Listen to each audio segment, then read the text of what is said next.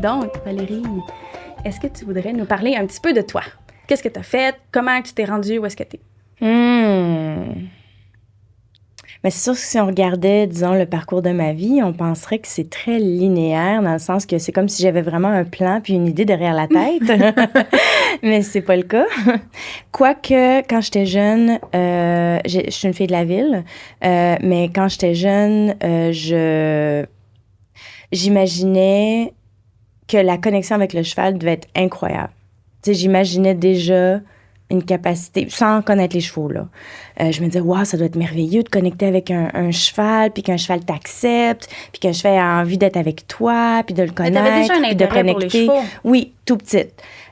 Puis je me rappelle quand je suis déménagée de chez mes parents, là, j'avais regardé mes sous, puis j'avais dit, oh my God, j'étais à l'université, je me suis dit, soit que je peux m'acheter un cheval, le mettre en pension, je sais même pas pourquoi je savais que ça existait, mais je savais que ça existait, ou bien je peux déménager puis me payer un appart, tu sais. Puis là, je me suis dit, si je m'achète un cheval, je partirai jamais de chez mes parents parce que là, je vais avoir l'équivalent de l'appart à payer par mois, tu sais. En tout cas, fait que je sais pas pourquoi, par contre. Pour vrai, je sais pas. Je suis une fille de la ville d'Ottawa, là. Je sais pas pourquoi que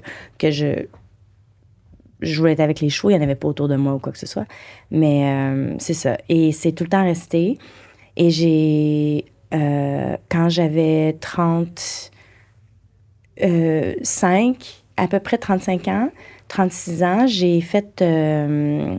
j'étais dans le monde des communications, dans le monde des services humains, dans le monde du marketing et j'ai travaillé pour une fondation qui a monté un programme de psychothérapie facilité par le cheval pour les jeunes victimes d'agressions sexuelles. Alors là, on a monté ça et je me suis... Attends une minute. Il y avait un programme pour les victimes On l'a d'agressions monté. sexuelles via comme On l'a monté, oui. Wow, OK. Ouais. De thérapie facilitée par le cheval pour les jeunes victimes d'agressions sexuelles. C'est super. Fait qu'on a monté ça, on a monté une équipe traitante. Après, on est allé vers différents modèles psychothérapeutiques facilités par le cheval, puisqu'il y a plusieurs modèles de thérapie ou de mieux-être facilités par le cheval. Et on a choisi le modèle EGALA. J'ai été formée pour le modèle EGALA, mais moi, je devais jamais être dans l'équipe traitante. C'est-à-dire que j'étais ni une spécialiste de chevaux, ni une spécialiste de la santé mentale.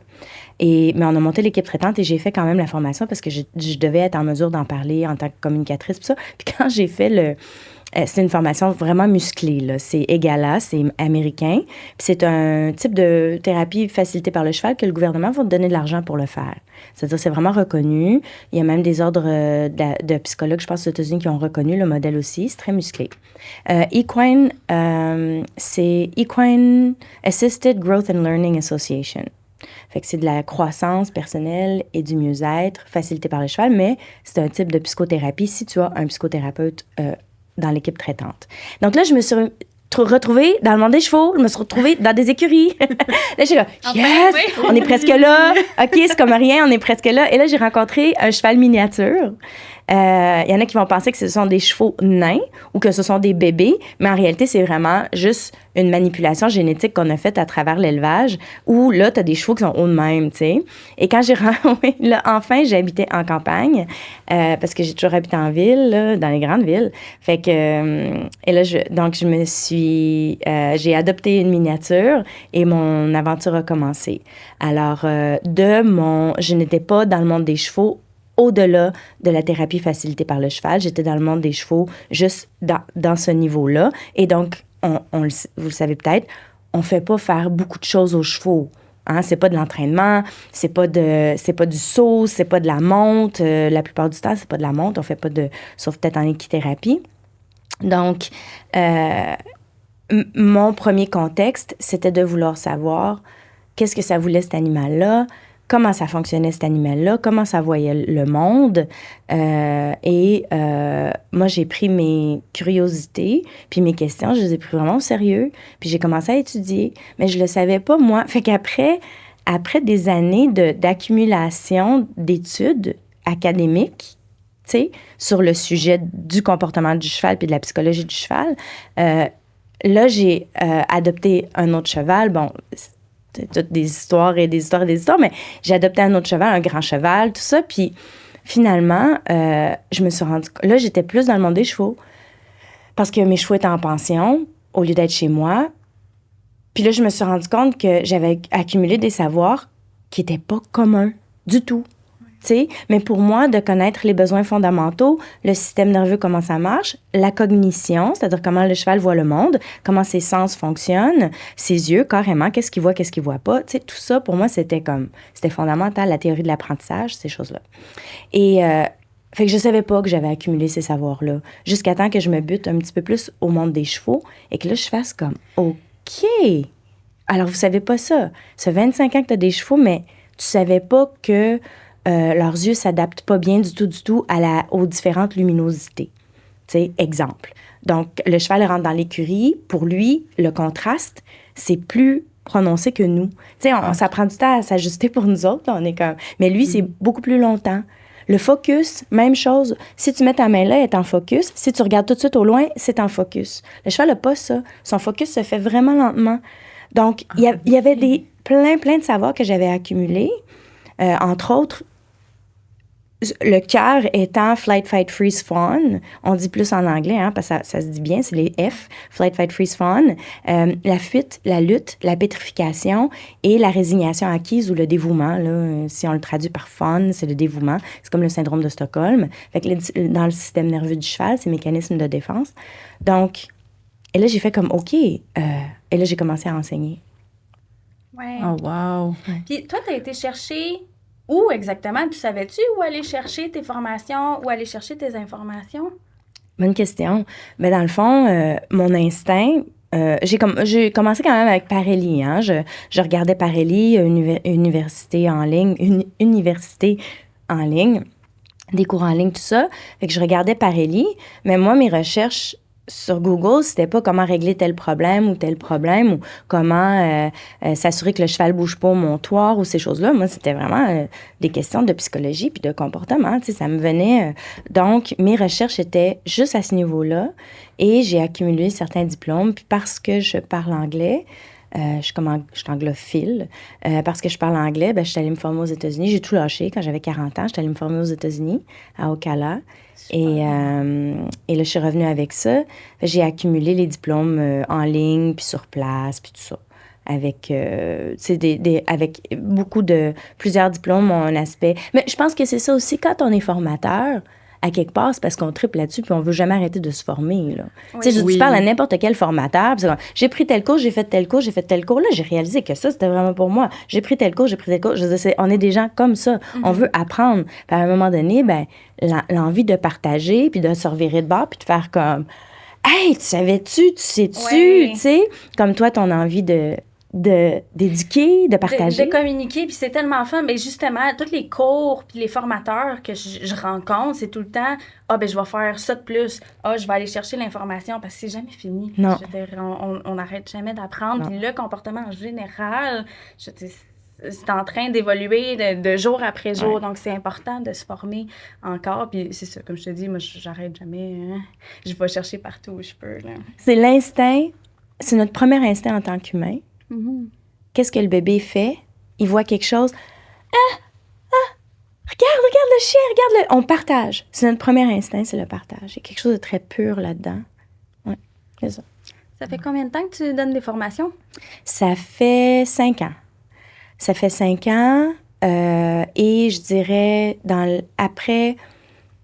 en milieu de COVID, là, c'est devenu très sérieux. Fait que je dirais peut-être un 3 ans très sérieux, peut-être.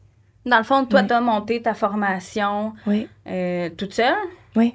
OK. Puis là, à ce moment-là, tu as commencé à montrer aux gens. Dans le fond, c'est toute la psychologie puis ce que tu as appris. Oui, avec beaucoup de choses en éthologie, dans la science du comportement, des études scientifiques, parce que, tu sais, quelqu'un qui fait un doctorat en comportement, il peut pas dire n'importe quoi après.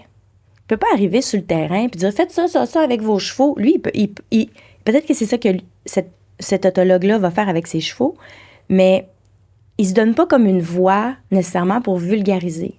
Tu sais, il se donne pas comme le mandat de vulgariser nécessairement, puis de transformer le monde des chevaux ou quelque chose comme ça.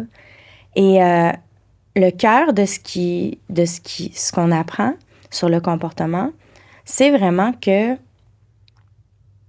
mais je vais peut-être trop loin, par exemple, dans les...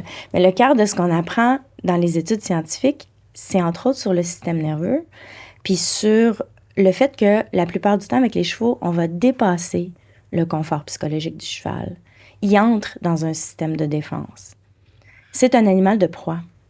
Oui, bien, c'est ça que j'allais te demander. Tu sais, dans le fond, quand on leur apprend, on n'écoute pas nécessairement comment eux sont censés apprendre. C'est ce que tu essaies de dire. Oui. OK. Fait que, tu sais, il y a plusieurs choses, il y a plusieurs principes. Ça, c'est toutes des thèses. Chaque question est une thèse de doctorat. Hein? Fait que, là, on essaie de faire un petit truc cute, serré, là. Mais quand même donner une valeur aux gens, puis peut-être de parler des vraies choses aussi. Mais disons, pour les gens de chevaux qui nous écoutent, tu sais, le cheval, on va dire qu'il danse. Il bouge beaucoup. Il bouge les pattes. On va dire qu'il danse quand on le met sur les chaînes, hein, quand on l'attache. Il danse. Il va attaquer. Il va lutter. Il va contre... aller contre notre... ce qu'on lui demande. Hein? Il y a le réflexe d'opposition. Donc, ils viennent au monde avec le réflexe d'opposition. C'est-à-dire, ils viennent au monde, c'est complètement différent du prédateur. Nous, on est des prédateurs. Nos chats, nos chiens, ce sont des prédateurs, OK? Donc, on a les yeux très, tu sais, devant, puis nous, on est dans le tracking. Tu sais, le chat, il va suivre la petite souris, il suit le dossier. Le cheval, lui, son système oculaire, son système visuel, c'est un détecteur de mouvement. Mais pas pour aller voir si on pourrait peut-être manger quelque chose, pour se sauver. Non. Il se pose pas la question. La survie. Je suis pas bien, goodbye. Fait que c'est difficile pour les gens. Typiquement, c'est difficile pour nous.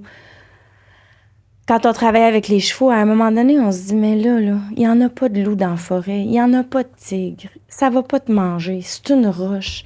Colin, reviens-en. Tu sais, c'est dur. À un moment donné, c'est comme on fait complètement violence à tout ce qu'on voit, tout ce qu'on comprend, tout ce qu'on... Tu sais, ça cadre plus du tout. Puis là, le cheval, il s'énerve. Puis en plus, il pèse une tonne. On le sait, nous autres, qui pourraient comme kicker un loup. Puis bon, tu sais, il y a comme... C'est difficile pour nous d'accepter qu'il est encore dans la panique, qu'il est encore dans la défense. Donc, typiquement, parce que dans certaines de tes questions, tu avais la question mettons, du horsemanship traditionnel versus ce qu'on sait maintenant. Fait que, mettons, en gros, typiquement, ce que j'aurais à dire, c'est que maintenant qu'on comprend mieux le système nerveux du cheval, maintenant qu'on comprend mieux la fuite, la lutte, la pétrification, le trauma, parce qu'on comprend mieux, parce qu'on a le même système nerveux, hein? On n'a pas le même appareil perceptif, mais on a le même système nerveux. Donc, nous aussi, on rentre dans la fuite, l'évitement, la lutte, hein, quand on confronte, puis quand on... et la pétrification, là, l'espèce d'état dissociatif, là, comme... figé, figé, tu sais, pétrifié. La tarsie. Et si on vit des agressions à répétition, on peut aller jusque dans ce qu'on appelle le syndrome de Stockholm, ou la dévotion, ou fawn en anglais. Où est-ce que là, c'est comme on suit, puis on se pose pas de questions, on n'a plus d'expression de nos propres besoins. Et le cheval, en fait, dans la méthode ancienne, quand le cheval s'énervait, s'inquiétait, lui, son sujet principal, c'était la sécurité. Puis nous autres, à un moment donné, on est comme, mais là, tu viens ici 15 fois par semaine, on va dans le manège, puis tu t'inquiètes encore du coin, puis tu l'as vu le coin, puis le cheval s'énerve et montre des comportements de fuite. Et là, on le saisit par le licou. Hein? On le brasse un petit peu par le licou, puis là, ça le saisit, puis il arrête de bouger. Mais il arrête de bouger, pas parce qu'il a compris, mais parce que là, il y a quelque chose qui fait un petit peu plus peur. Puis qu'est-ce qui arrive si, à répétition, quand tu t'inquiètes de quelque chose, il y a quelque chose de pire qui t'arrive? Tu sais, Oui. il y a quelque chose qui t'arrive, qui te saisit encore plus. T'sais? Fait que là, je devrais-tu? Je suis en sécurité. Puis là, physiquement, il y a quelque chose qui t'attaque. T'sais, tu te fais brasser, tu reçois une tape. Fait que momentanément, le cheval arrête de bouger. Il entre en espèce de dissociation. Mais il y a des chevaux qui sont en dissociation constante dans leur vie. Ah, mon Dieu, mais c'est De horrible. A à Z. Oui, c'est terrible. C'est ultra difficile de réussir avec un cheval. C'est pas des jokes. C'est vraiment difficile de réussir avec un cheval. Puis encore là, ils sont tous différents aussi à cause de la génétique. Puis il n'y a pas un cheval sur la Terre qui n'est pas le... Il n'y a aucun cheval sauvage d'une sélection naturelle sur la Terre. Tous les chevaux qui sont sur la Terre, même en liberté, leur ancêtre est le produit d'une génétique que nous artificielle. Ah ouais! On ne sait pas à quoi ressemblerait. Oui, je le mentionne parce que ça fait toujours comme... même les chevaux sauvages. Même les chevaux sauvages, leurs ancêtres étaient domestiqués. Donc, le cheval naturel qui serait né, qui aurait évolué à côté de l'humain, là, sans être touché dans sa génétique par l'humain, une réelle sélection naturelle n'existe pas. Wow. Hey. On dirait que je sais pas quoi en penser. Moi non plus. Mais en fait, je vais te dire, puis ça peut être controversé, puis tout ça, je vais te le dire très ouvertement. En fait, on a joué avec bien des affaires, puis moi, je rencontre des situations où est-ce que c'est clair qu'on n'a pas fait une belle job au point de vue du jeu génétique qu'on a fait. Pour bien des affaires avec les chevaux ou autres, on va se le dire. Oui. Puis en des essais, mais... Puis c'est selon... Ouais, peut-être je vais me faire pitcher des roches, moi, avec, là, mais c'est selon nos critères à nous. Oui. Puis, tu sais, je parle de sélection de l'humain, mettons, un bulldog français, là. Ce qui est le chien le plus populaire en ce moment. Le chien le plus populaire en ce moment a de la misère à respirer au quotidien. En tout cas, on parle de chevaux, mais moi, ça me fait capoter à quel point on a amené les animaux selon nos critères à nous, selon nos besoins à nous, puis on s'en fout, là. Ouais. Les chevaux, il faut qu'ils obéissent, on va les monter, puis peu importe ce qu'ils ressentent. En tout cas, peut-être que je m'écarte, mais en tout cas, c'est ce que je ressens. Moi, je vois, tu sais, je suis pas beaucoup dans le monde des chevaux, mais les seules fois où j'ai mis un petit pied dans le monde, j'ai pas vraiment apprécié ce que j'ai vu. Fait que je trouvais ça difficile. Puis justement, quand j'ai vu, moi, ta méthode, puis les façons que tu parles, puis à quel point tu veux comprendre, puis partager ce que tu sais, je trouve que c'est carrément une autre façon de voir les choses que je trouve vraiment intéressante. Là. Merci, c'est gentil. Puis une des façons, mais c'est l'idée d'être de la présence. On va beaucoup idéaliser les chevaux. Tu sais, on se dit, eux autres sont tout le temps là, sont tout le temps... Comme si on s'imagine qu'ils sont tout le temps en pleine conscience. Ils sont vraiment présents, puis tout ça. Puis en réalité, le stress qu'ils vivent au quotidien, puis là, ils sont sensibles. Donc, ils n'ont pas besoin de se faire battre pour entrer dans un trauma. Ils n'ont pas besoin de se faire... Tu sais, c'est vraiment fragile. Ils peuvent vraiment être... Il y a un côté où le cheval est très fragile, disons.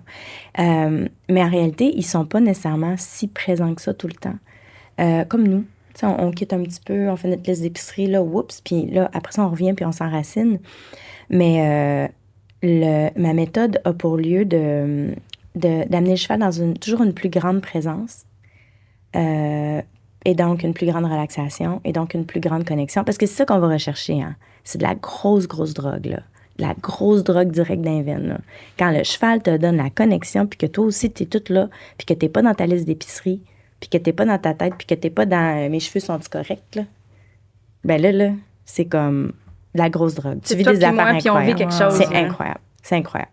Fait que on le recherche tous, ça. Puis quand on y a goûté un petit peu, ben ça nous amène à... Fait que c'est toutes des manipulations très, très naturelles. C'est assez révolutionnaire. C'est vraiment des manipulations naturelles que les chevaux font entre eux. Puis ça serait comme... En fait, ça commence par... tu vois les trucs de FBI, là, puis la personne qui est capable de savoir si l'autre ment. Oui. Tu sais, elle a ouvert comme ça, elle se protège, il s'est gratté le nez, il s'inquiète, il a regardé à gauche, il ment. Ça, là, mais j'enseigne ça pour le cheval. Il vient de cligner des yeux, fait que là, il revient en présence. Il a arrêté de cligner des yeux, il n'est pas tout là. Sa tête est plus haute que le garrot. En réalité, il ne dort pas. Ses yeux ne bougent pas, parce qu'il y a une posture qui ressemble à la posture de sommeil, mais ce ne l'est pas, c'est une posture de dissociation, quand la tête est plus haute. Fait que je montre aux gens, même les gens qui, ça fait longtemps qu'ils sont dans le monde des chevaux, ils ne savent pas nécessairement ces choses-là. Donc, tous les signaux qui nous indiquent son niveau de stress, son niveau de détente, puis à partir de là, comment travailler avec lui pour ensuite pour respecter à l'intérieur, avec le respect de sa limite psychologique. Tu sais, puis on en a toute une, hein, puis elle est toute différente. Puis elle est différente dans notre vie aussi. Puis, à la grande surprise de personne, ben, ça va plus vite. Ça va aller plus vite d'entraîner le cheval, de lui enseigner des choses, si on ne dépasse pas, si on n'entre pas dans la fuite, la lutte et la pétrification, si on n'entre pas dans ces mécanismes de défense. Sauf que le cheval peut tellement aller vite dans les mécanismes de défense que là, des fois, on se dit, ben là, tabarnouche. Fait que je décortique tout ça, mais ce qu'on fait, c'est des phrases très cheval, donc très en liberté, pour provoquer la détente. Puis une fois qu'on a la détente, ben on a tout. T'sais? Puis on va provoquer une détente qui va perdurer. C'est pas juste comme, là, aujourd'hui, tu te sens bien. Il y a carrément des chevaux qui dorment presque jamais. Je rencontre souvent des chevaux qui tombent de sommeil. Donc, ils sont pas capables de se laisser aller à la détente. Parce que si se laisser aller à la détente, ça prend comme une confiance fondamentale que tu es en sécurité. Ben oui, parce que si tu es tout le temps vigilant de y a-tu quelque chose qui va m'attaquer, je suis en sécurité ici, si t'es jamais ça, c'est sûr que tu dors pas bien, puis tu dors ou pratiquement pas. Fait que là, qu'est-ce qui arrive quand tu dors pas? Tu réfléchis pas. Ben non. Fait que là, quand tu réfléchis pas, ben non, il n'y a rien qui tente. Là, tu réfléchis pas, fait que là, tu comprends rien. Là, tu comprends rien, t'es stressé. Là, t'es stressé, tu dors pas. Fait que le cheval qui commence à dormir, quand je commence à les faire dormir, qu'est-ce qui est capoté, c'est que la vitesse avec laquelle le cheval change, comme, il en fait quasiment pitié tellement que ça y prenait pas grand-chose, là. Fait que ouais, c'est ça. Je vais rappeler là-dessus si tu as d'autres questions. Puis, ben en fait, moi, c'est premièrement les signaux, là, tout le langage corporel. Est-ce que tu as appris ça dans tes cours ou c'était surtout avec l'expérience, un mix des deux? C'était... J'étais allée chercher ça. J'étais allée chercher ça à plein d'endroits. Okay. J'étais allée chercher à plein d'endroits, mais comme je dis, je suis anglophile. Fait que j'étais allée aux États-Unis me former. J'étais allée... fait que... un peu partout, vraiment. Parce que la science du comportement, vraiment comme telle que c'est enseigné dans les universités, disons, c'est plutôt des études qui nous viennent du questionnement vétérinaire. Un peu comme les questions de santé mentale nous viennent un petit peu de la médecine au début. De dire, OK, tu t'es cassé un bras, tu t'es cassé... OK, là, ta tête va mal, mon Dieu Seigneur, qu'est-ce qu'on fait? T'sais? Je veux dire, c'est la science psychiatrique vient de la science médicale. Ben, les études en comportement du cheval nous venaient surtout de l'idée d'essayer de régler des troubles de comportement, des comportements indésirables, mais qui sont en réalité des comportements d'adaptation. Hein? Le cheval est en train d'essayer de s'adapter à son environnement. Et donc, le comportement, ben, c'est un comportement d'adaptation. Puis, souvent, nous, on va regarder ça puis on va dire, OK, ben, c'est inacceptable. C'est un comportement indésirable. C'est ça. Fait que ça vient surtout de là. Donc, l'éthologie ne se donne pas... Certains éthologues, oui, mais ne se donnent pas comme mandat d'aller sur le terrain et de dire aux gens quoi faire avec leurs chevaux. Puis je le comprends parce que c'est un petit peu comme... C'est énorme, en tout cas. Mais tu sais, eux autres, dans ma tête, eux autres font la recherche, ils partagent, puis après ça, ce sera un autre à faire le porte-parole. Oui, mais il y en a qui vulgarisent. OK. Il y en a qui vulgarisent. Léa Lassande, Hélène Roche, il y en a qui vulgarisent. Ils font une belle job à vulgariser. Mais est-ce qu'ils vont se prononcer? Tu sais, moi, je vais dire des affaires du genre... ça, c'est l'expérience, par exemple. Je vais dire, attends, il est pas là. Il est pas tout là. Tu sais, c'est un feel. Tu regardes le cheval, puis... Tu sais...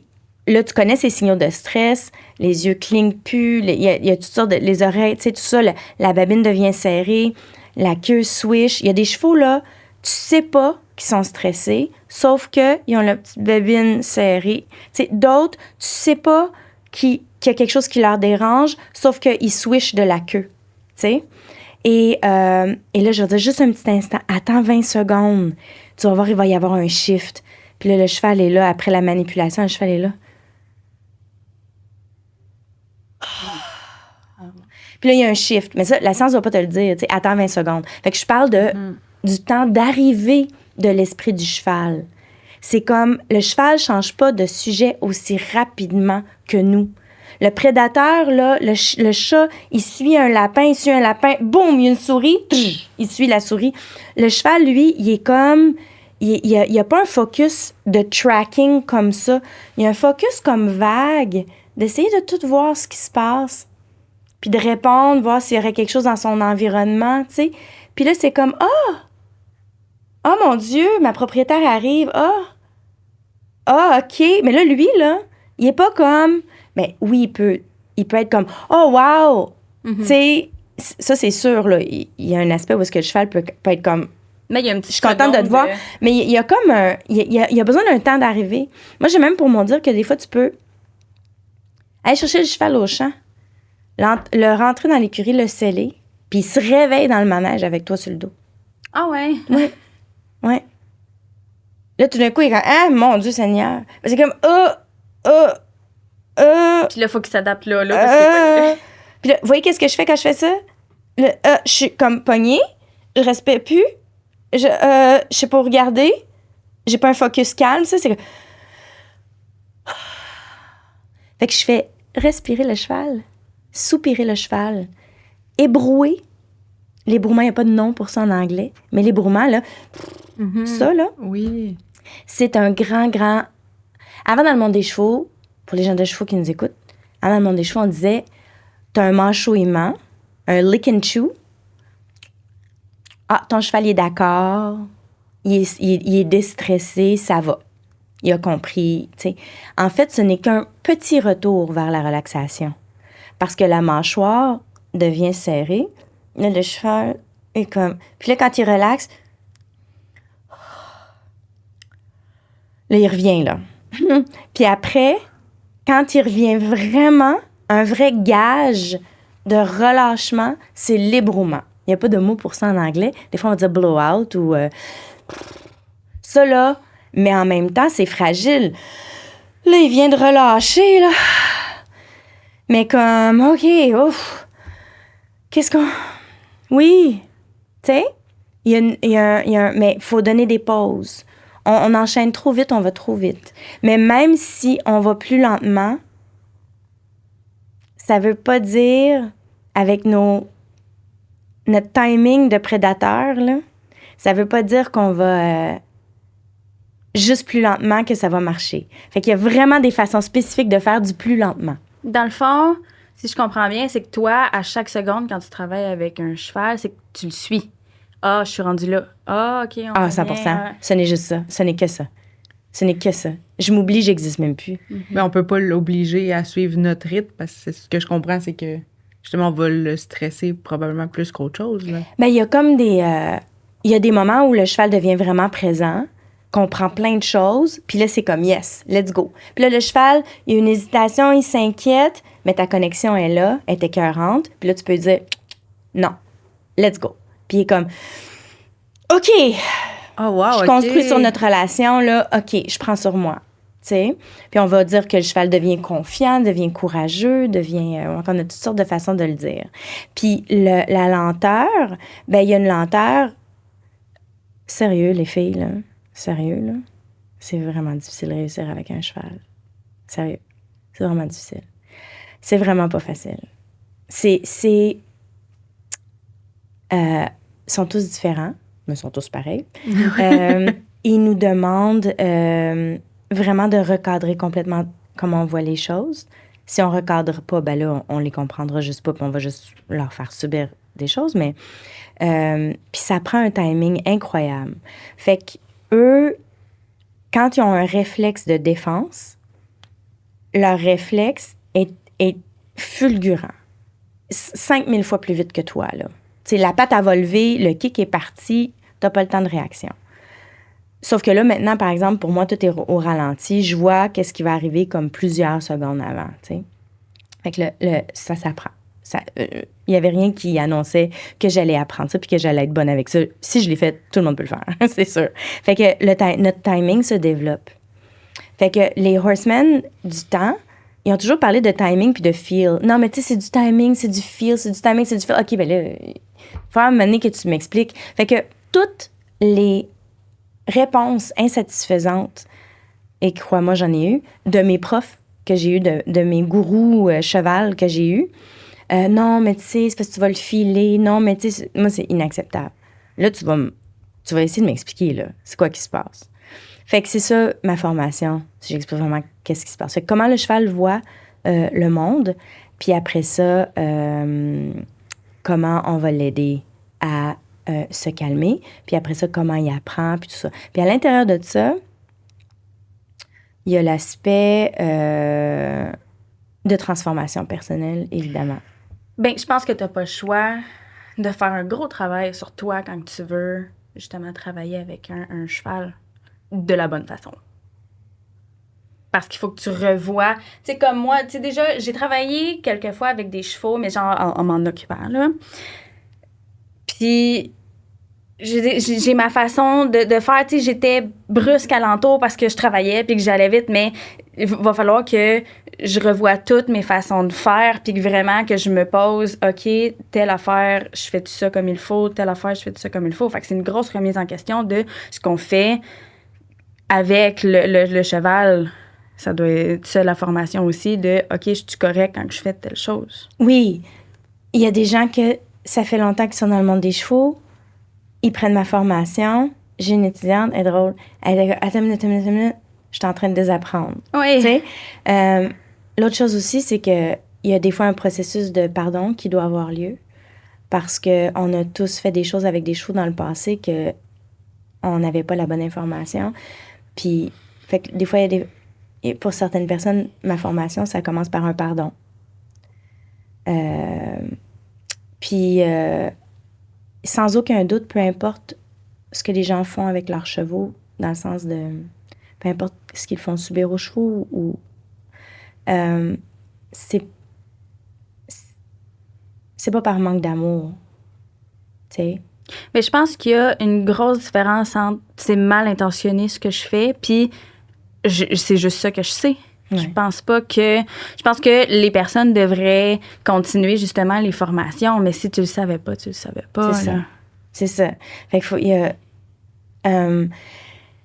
dans le fond, là, qu'est-ce qu'on fait avec le cheval? C'est qu'on met de la pression dessus pour avoir une réponse. On veut modeler le comportement.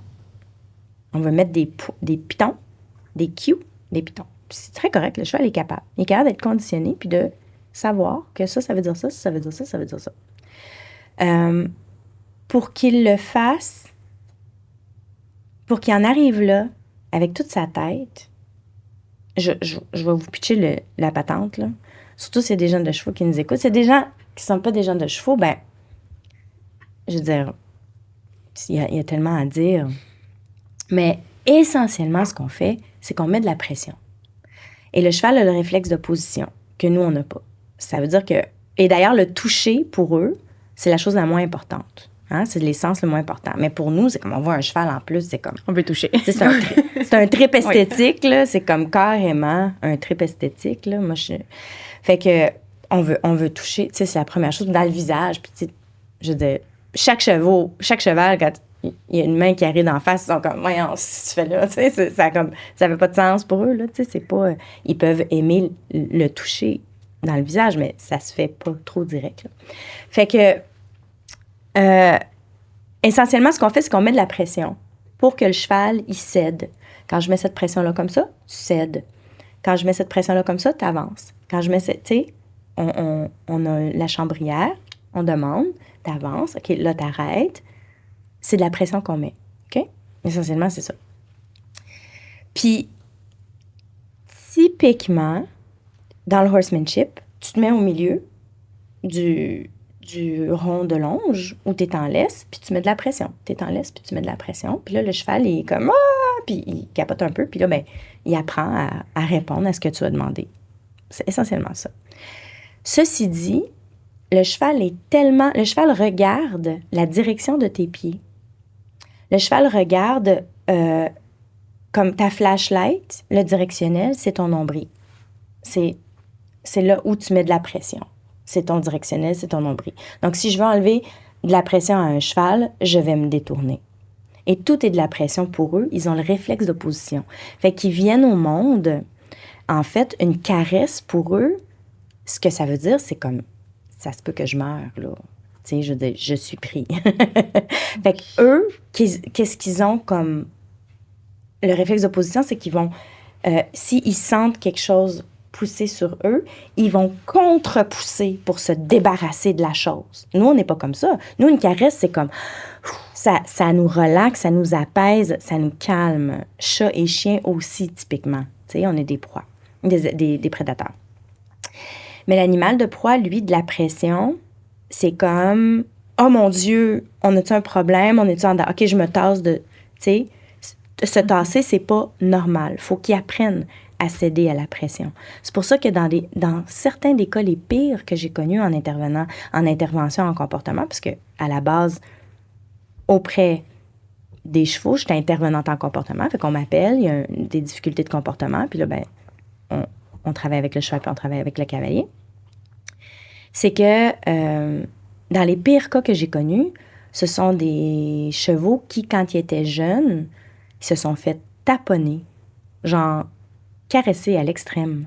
Ils sont devenus bousillés, complètement bousillés en dedans. Leur réflexe d'opposition est complètement... sont déréglés. Ils répondent même plus à la pression. Tu peux varger tant que tu veux, il se tassera plus. Il répond plus à la pression. Il est comme dénaturé. Fait que, tu sais, quand tu dis, là, t'es-tu en train de me dire que j'ai ruiné mon cheval comme parce que j'ai donné des câlins?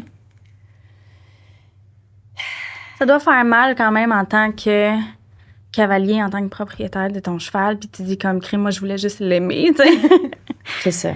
Fait que c'est pour ça que je dis, ça commence avec le pardon. Mm-hmm. Les choses ne changeront pas si on se condamne les uns les autres. Mais non. Tout le monde essaie de... Puis, je veux dire, c'est tellement pas comme nous. Ils sont juste tellement pas comme nous qu'à un moment donné, on peut perdre patience. Puis, tabarnouche, tu sais. Puis avec comme je disais, au point de vue de l'élevage, du bridage, tu rencontres des chevaux, des fois, qui sont dénaturés juste par l'élevage, par la génétique, là. Mais ça se dit pas, là, tu sais, vraiment facilement à quelqu'un. Mais j'en rencontre. Ouais. Et qu'est-ce que tu dirais à un débutant qui voudrait avoir un cheval? Qu'est-ce qui est important à savoir si tu veux avoir un cheval? Pour un débutant, prendre ma formation. Oui. Mais c'est sûr que... mon Dieu.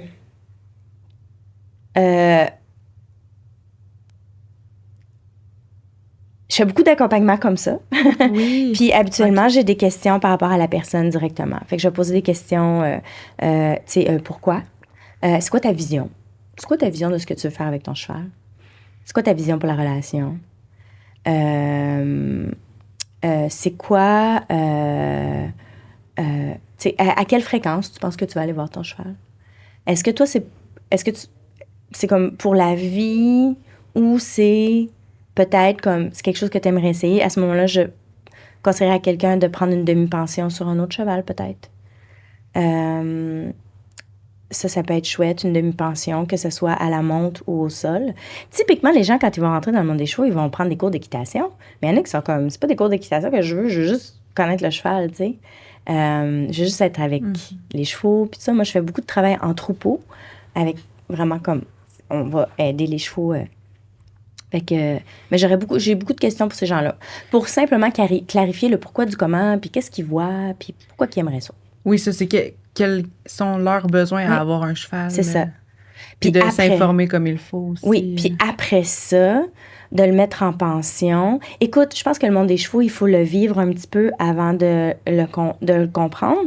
Puis il faut pas non plus s'arrêter à certaines de nos expériences comme... Parce que toutes les écuries sont très différentes. Il y a beaucoup de... Tu sais, il y a énormément d'offres, en fait. Il y a beaucoup de gens qui font il y a énormément d'offres. dans le monde des chevaux. Il y a énormément de gens qui font des belles choses, de la thérapie facilitée par les chevaux, du mieux-être facilité par les chevaux, des ateliers chamaniques avec les chevaux, où est-ce que là, tu vas à la découverte. Moi, quand j'ai commencé, j'enseignais pas. Je faisais des retraites de yoga-méditation avec les chevaux en forêt. Ouais, pour les touristes, puis tout ça. Ben, les touristes, pour les gens de non-cheval. Oui, on est des touristes. Les touristes, c'est ça. Fait que, puis, tu sais, c'était cool, mais à un moment donné, je me suis rendu compte que c'est pas les conversations que je voulais avoir. Les conversations que je voulais avoir, c'était avec les gens de chevaux pour vraiment. Mais tous les gens qui gravitent vers ce que je fais sont extraordinaires. Tu sais, c'est vraiment du monde comme... J'en reviens pas, là. C'est super intéressant. Fait que j'ai pas à convaincre personne, j'ai pas à... Tu sais, rien de ça. S'ils viennent vers moi, c'est parce qu'ils sont intéressés. Puis après ça, ben il y a un cheminement qui se fait. C'est ce que j'allais te demander. Y a-t-il une grande ouverture vers des nouvelles méthodes ou beaucoup de freins, puis... C'est énorme, l'ouverture. Cool. Ah, ça, c'est énorme, énorme, énorme. Partout dans le Québec. C'est énorme. Je pense que... Ben, vous savez, on est rendu là. On parle de choses spirituelles, on parle de ce qu'on vit, on parle de communication non violente et puissante. C'est pas qu'on est capable de le faire de même, là, mais je veux dire, on travaille là-dessus. On commence, là, tu sais, avec... Puis, même juste pour les enfants, je veux dire, on le sait maintenant, là, certaines choses clés, là, que, tu sais, pendant longtemps, en tout cas, mes parents ne le savaient pas. Oui, c'est ça. Puis là, ben, le monde allume, puis ça, puis on s'informe. Fait que les gens sont extrêmement ouverts, extrêmement au rendez-vous.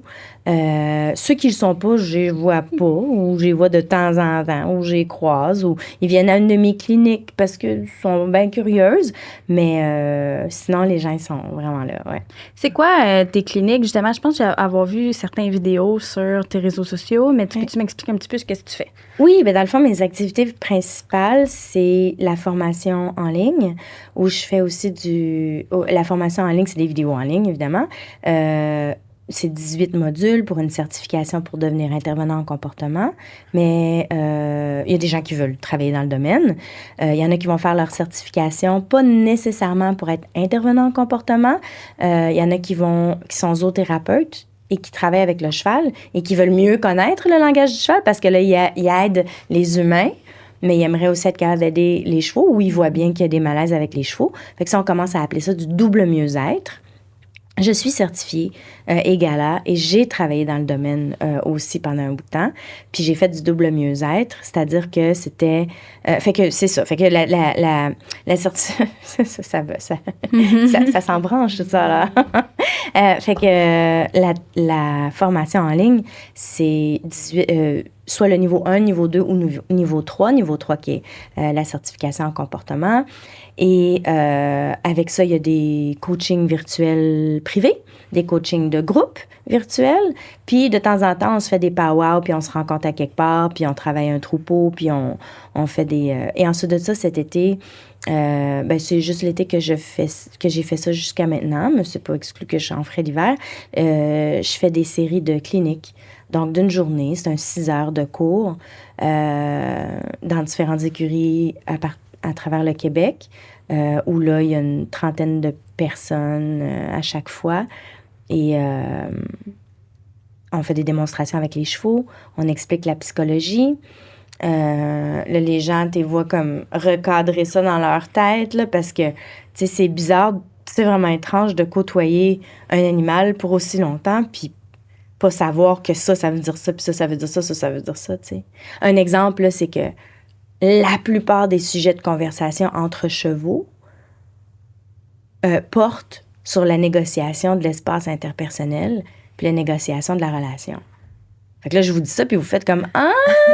Ouais! » Tu sais, tu penses à des chevaux qui se tassent, qui se déplacent un peu, qui... Un bouge, l'autre bouge. Un bouge, l'autre bouge. Tu sais, ils sont ensemble, ils sont pas ensemble, un bouge... Là, tu fais comme « Ah! » Mais, tu sais, peut-être que quelque chose en toi dit, ben, quelque part, je le savais, mais de l'entendre recadrer comme ça, la plupart des sujets de conversation que les chevaux ont entre eux portent sur la négociation de l'espace interpersonnel et donc de la négociation de la relation. OK? et donc de la négociation des ressources, de l'accès aux ressources, et donc de la négociation, tu comprends, comme du confort et de la sécurité. Fait que là, maintenant, on a de la suite des idées. Fait qu'il y a aussi beaucoup de mettre les bons mots sur les bonnes choses. Fait qu'il y a des coachs d'équitation qui prennent ma formation puis qui me disent, puis je leur dis en partant, je dis, il va y avoir plusieurs choses, tu vas savoir ce que c'est. Mais j'ai dit, j'ose espérer que là, maintenant, tu vas avoir des nouveaux mots pour l'expliquer. Mm-hmm. Parce que la foutue affaire là, de mes profs qui me disaient, là, c'est un feel, c'est comme un timing, tu vas voir, dans 25 ans, tu vas voir c'est quoi. Non! Là, je peux te le dire, moi, il cligne pas des yeux, il est pas là. Puis c'est la même chose pour les humains. Si t'as quelqu'un à qui tu parles qui est comme ça, est en train d'être blasté, ça rentre plus. Il y a rien qui rentre, là. Toi-même, expire, prends une pause, relaxe, enlève la pression à la personne. Tu sais, tu me suis? Puis, oui. Il y a tout le temps... Fait que ça, c'est mes activités de formation, puis de l'intervention sur le terrain, de l'intervention en comportement. Puis, large aussi, comme débourrage, puis ces choses-là. Fait que c'est... Ouais. Mais ça, on prend carrément un autre chemin. Vraiment un autre chemin. Parce que typiquement, tu attaches le cheval et tu lui fais vivre de la pression jusqu'à temps qu'il comprenne que ça voulait dire ça. OK? Mais moi, la pression, il va la vivre, je vais lui faire vivre, mais complètement en liberté. Donc, il va la vivre comme si un autre cheval lui mettait de la pression.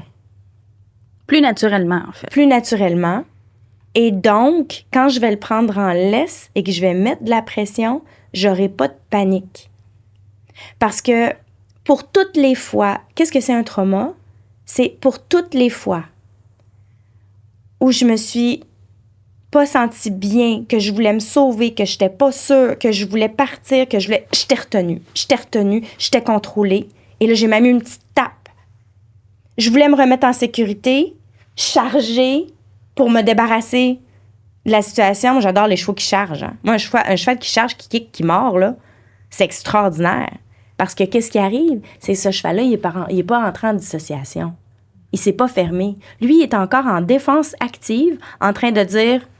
C'est violent, hein? Tu vois comment c'est violent... pointé, hein? C'est culturellement, là, c'est non. On vit des choses. Ce cheval-là, là, c'est non.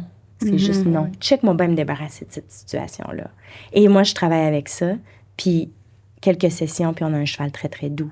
Parce qu'il exprime son confort très, très fort.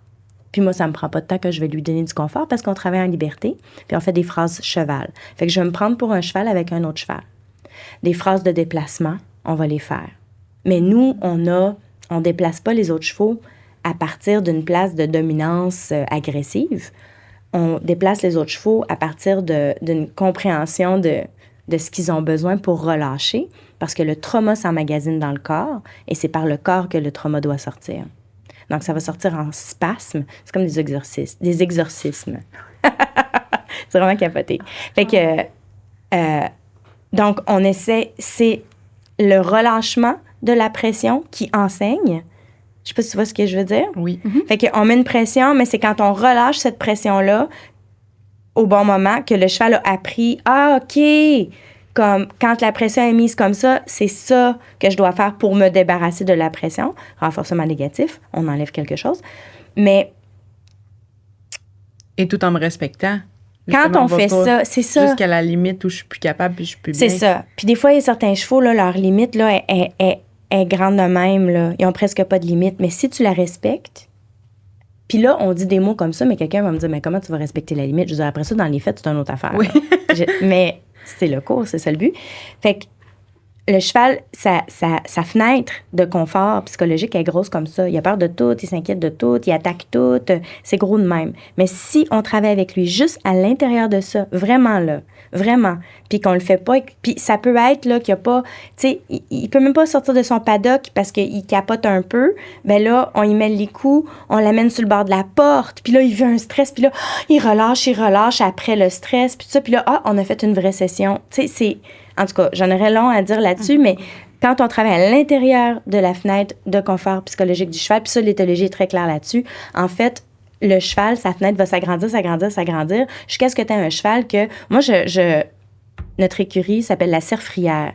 Il y a des chevreuils partout, là. Partout. Fait que moi, je monte en trail, puis il y a des chevreuils qui sortent de partout, là.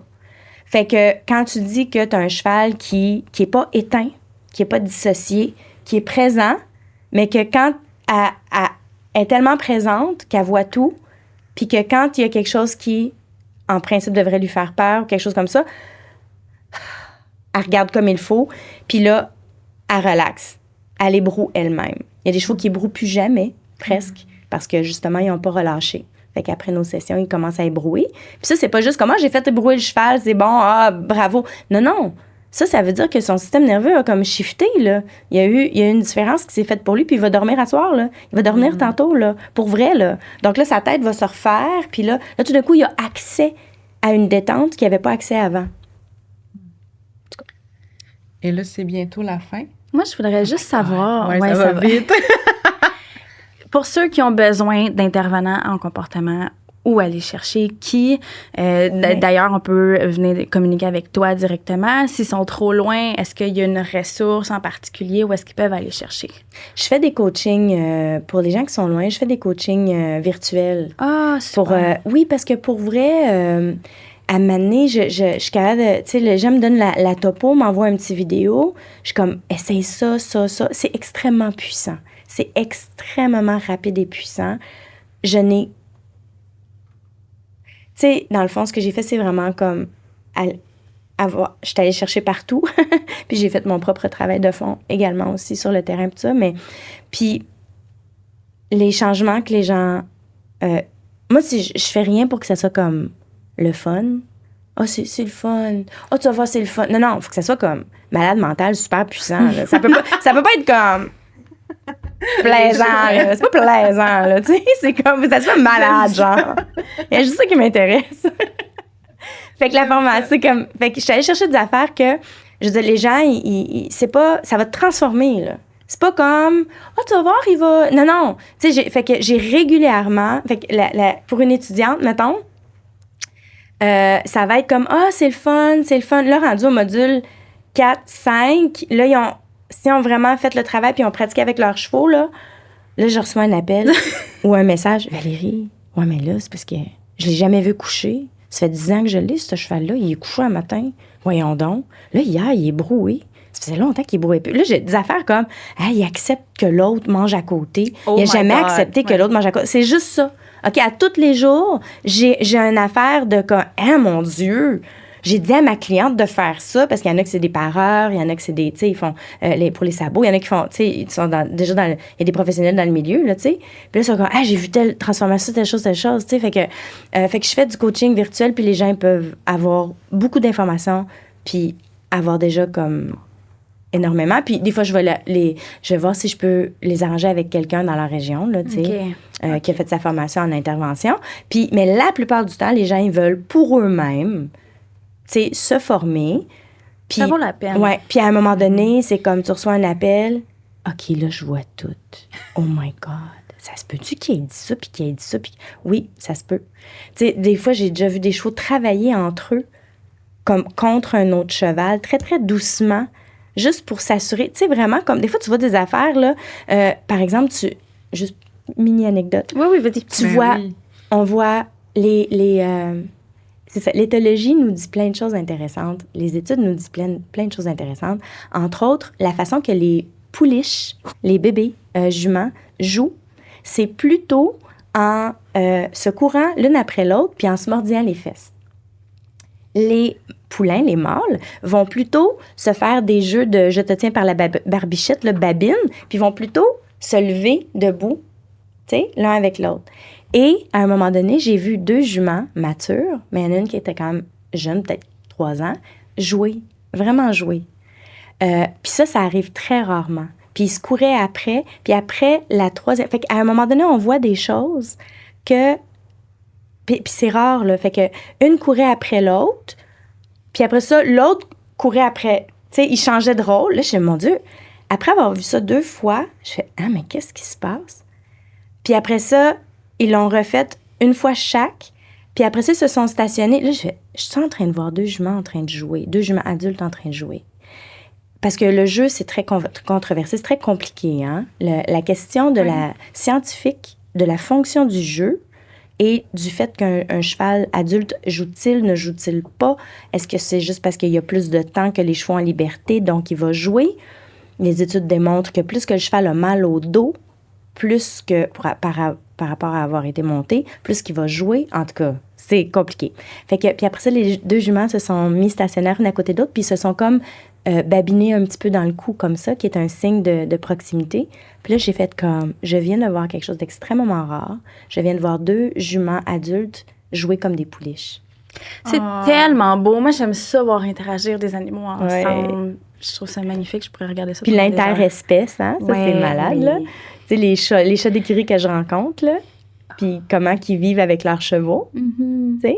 Ils ont des relations avec les chevaux, puis les chevaux, ils sont vraiment... Ouais.